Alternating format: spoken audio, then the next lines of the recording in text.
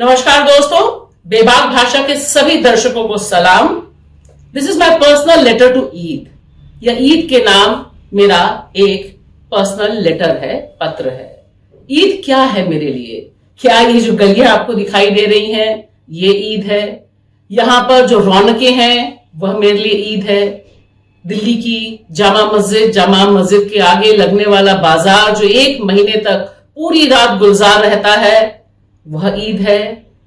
मेरे शहर लखनऊ की सेवैयां ईद है।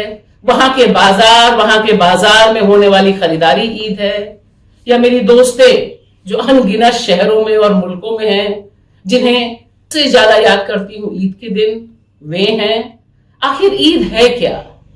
और आज जब ईद को लेकर दूसरे ढंग से बातचीत है, तब मुझे याद आता है कि किस तरह से गाजा में ईद मन रही होगी, फिलिस्तीन के बच्चे कैसे ईद मना रहे होंगे, उन्हें कौन दे रहा होगा ईदी, और इतनी दूरी क्यों जाएं।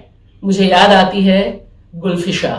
जी हां, गुलफिशा फातिमा, जिन्हें जेल में 9 अप्रैल को 4 साल हो गए। गुलफिशा के लिए ईद यानी क्या होगा? उमर खालिद के लिए ईद यानी क्या होगा?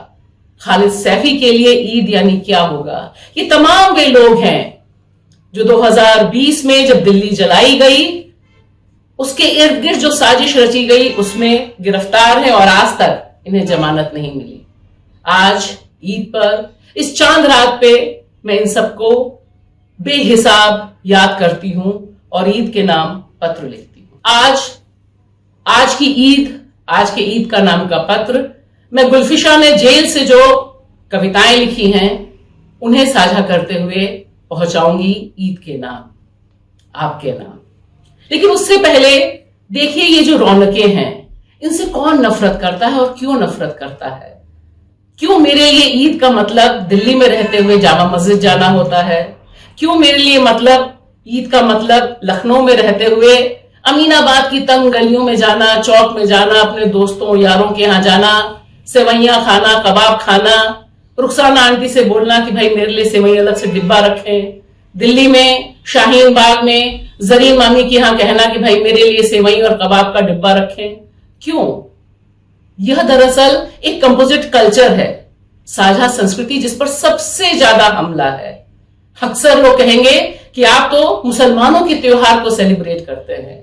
मैं क्रिसमस पे अगर लगाऊं सितारा तो लोग कहेंगे आपके दोस्त ईसाई होंगे या आप कैथोलिक स्कूल में पढ़ी हैं इसलिए होगा। बहुत से लोग इंस्टाग्राम पे यह भी कहते हैं कि जो मैं बिंदी लगाती हूं ये कुरान की आयतें हैं। अब देखिए नफरत कैसे कैसे बढ़ती जाती है। और ये गलियां देखिए मेरे इर्द गिर्द, ये किस तरह से प्रेम मोहब्बत से गुलजार है। रात में 12, 1, 2, 3 बजे मैं, मेरी बेटी, कोई भी हो, बड़े आराम से घूम के चक्कर काट के आ जाते हैं। दौलत की चाट खानी हो, आपको फिरनी खानी हो, कबाब खाने हो, भुना हुआ गोश्त खाना हो, बिरयानी खानी हो, और तो और अगर मोहब्बत वाला शरबत पीना हो, यह सब यहां मिलता है पूरे प्रेम के साथ। और साल भर की सेवैयों का हिसाब भी यहीं से होता है। देखिए यह सेवई वाला 75 साल पुरानी दुकान है इनकी, लेकिन सिर्फ रमजान के महीने में बनारस वाली सेवई लाते हैं। ऐसी सेवई, महीन सेवई, जिसको चाशनी में डालते ही घुल जाती है और मुंह में डालते ही बस मजा आ जाता है। इनसे भी लोग नफरत करें तो कैसे कोई भी त्योहार सेलिब्रेट करे? यह है सेवई की दुकान जो बहुत खास है। यहाँ बनारसी सेवई भी मिलती है। मुद्दतों से हम यहाँ से सेवई ले जाते हैं। आप जरा बनारसी सेवई दिखाएंगे हमको?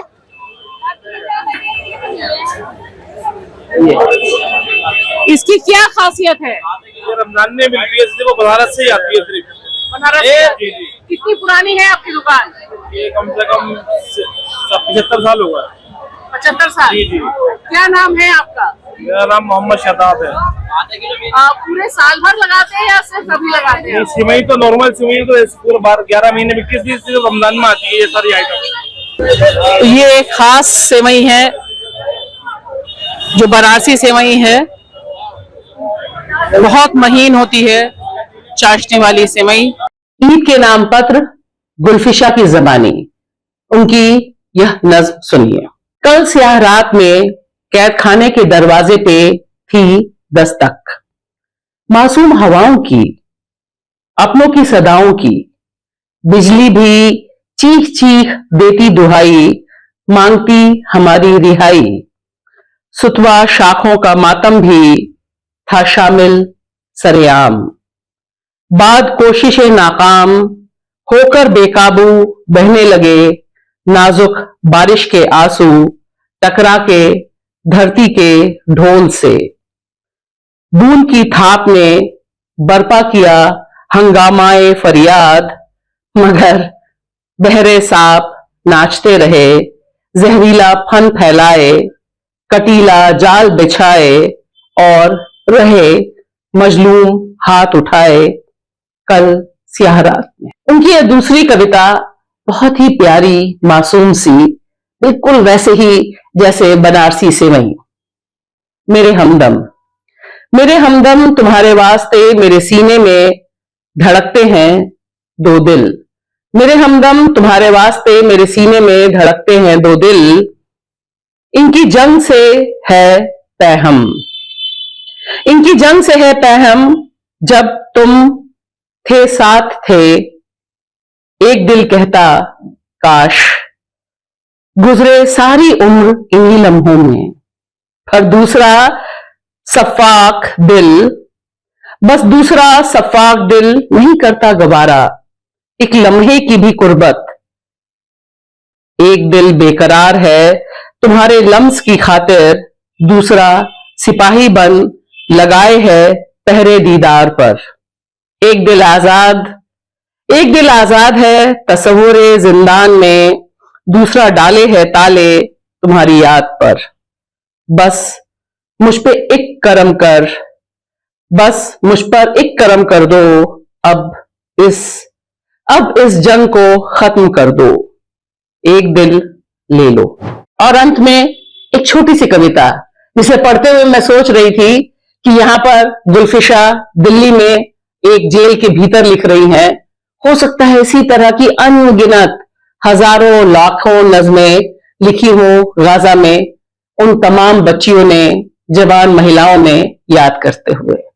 भूल, इतिहास के इम्तिहान में सब याद कर लेती पर भूल जाती बस तारीख। इतिहास के इम्तिहान में सब याद कर लेती पर भूल जाती तारीख। अब सब जाती हूं भूल, अब सब जाती हूं भूल, बस याद रहती है तारीख। और इस तरह से तारीख दर तारीख 4 साल ईद जेल में।